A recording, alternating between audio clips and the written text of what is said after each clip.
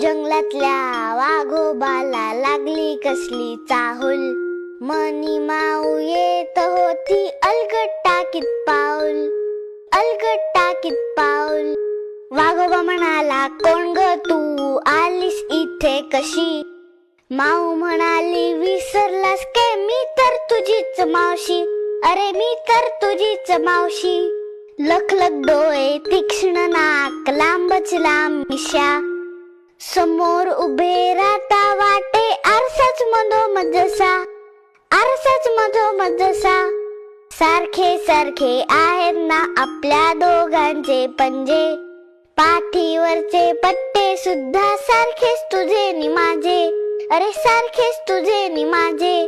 रुबाबदार शेपूट सारखीच हलवून बक्की अशी, उगाच मला म्हणत नाहीत वाघोबाची मावशी, वाघोबाची मावशी.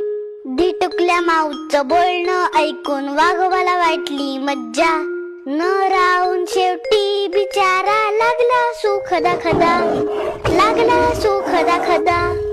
घाबरगुंडी उडाली क्षणात, ऐकताच ती डरकाळी, इवरस म्याव करून धूम वाघाची मावशी पळाली, अहो वाघाची मावशी पळाली. चिवकाऊची गाणी ऐकूही शकता.